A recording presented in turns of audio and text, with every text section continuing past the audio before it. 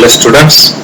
Okay, let us continue the next type of indirect speech, and that is called imperative sentence. Indirect speech, imperative sentence. Imperative sentences म्हणजे आज्ञार्थी वाक्य.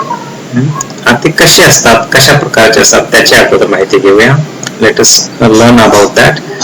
Imperative sentence मध्ये काय असतात? Commands असतात, request असतात, orders असतात, suggestions असतात. म्हणजे काय? कमांड्स आदेश, ऑर्डर म्हणजे सुद्धा आदेश, रिक्वेस्ट विनंती, सजेशन्स म्हणजे सूचना, इन्स्ट्रक्शन्स सुद्धा काय असतात? इम्पेरेटिव्ह सेंटेन्स मध्ये असतात. आणि दुसरं एक मला इथे सांगावं असं वाटेल की imperative sentence always begin with the verb. क्रियापदाने सुरू होतात, ऍक्शन वर्डने सुरू होतात इम्पेरेटिव्ह सेंटेन्सेस.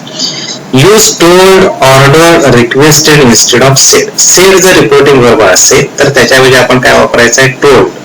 ऑर्डर जर समजा ती एखादी ऑर्डर असेल, एखाद्या वरिष्ठ अधिकाऱ्याने ज्युनियर जो कोण आहे त्याला जर आदेश दिलेला असेल तर ते ऑर्डर असते, तिथे ऑर्डर शब्द वापरायचा. जर एखाद्याने विनंती केलेली असेल तर रिक्वेस्टेड वापरायचा. सेड आणि काहीच जर नाही समजलं तर टोल्ड वापरायचं. म्हणजे या रिपोर्टिंग वर्बचा आपल्याला इथे काय करायचा? वापर करायचा आहे.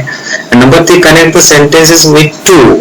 इथे वाक्य जोडण्यासाठी इम्पेरेटिव्ह सेंटेन्स मध्ये काय वापरायचं आहे? टू वापरायचं आहे, एवढं लक्षात ठेवा.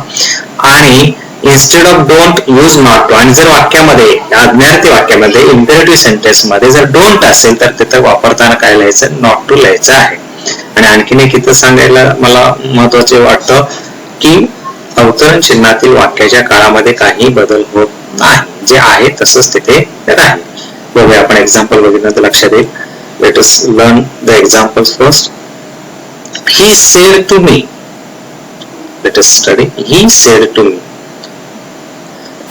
सॉरी. तो मला म्हणाला give me the book. Give me the book म्हणजे काय? इम्पेरेटिव्ह सेंटेन्सची सुरुवात कशाला होते? क्रियापदाने सुरू होते बघा. आणि त्या सिंपल प्रेझेंट आहे, गिव्ह मी द बुक, मला पुस्तक दे. आता इथं कोण आहे? तो अधिकारी आहे की कोण आहे माहिती नाही म्हटल्यानंतर इथं सेड टू च्या ऐवजी काय घ्यायचं? ऑर्डर सुद्धा घ्यायची नाही, कमांड घ्यायची नाही किंवा रिक्वेस्ट सुद्धा घ्यायची नाही, कारण इथं प्लीज वगैरे शब्द कुठेच दिसत नाही. फक्त तो म्हणाला गिव्ह मी द बुक म्हणजे काय येणार? तर टोल्ड येणार. आणि वाक्य सोडण्यासाठी काय येणार? टू येणार. पण तो मी कोणासाठी आलेला आहे? त्याच्यासाठी आले. ही सेड टू मी, तो मला म्हणाला गिव्ह मी द बुक, मला पुस्तक दे. म्हणजे काय होतं ते बदल बघा. He told me to give him the book. तो मला म्हणाला की त्याला पुस्तक हवं आहे. म्हणून इथं सेड टू च्या ऐवजी काय घेतलं? टोल्ड घेतलं. सेड टू निघून गेलं, टोल्ड आलं. मी आणि वाक्य कशाने जोडलं? टू ने जोडलं. Give him the book. मी च्या ऐवजी काय आलं? Him. The master said to the servant. The master, master म्हणजे कोण? त्याचा मालक. सेड टू द सर्वंट, नोकराला म्हणाला डू इट ऍट वन्स, आता ताबडतोब कर. आता मास्टरची काय असू शकते? सेड टू च्या ऐवजी काय येणार आहे?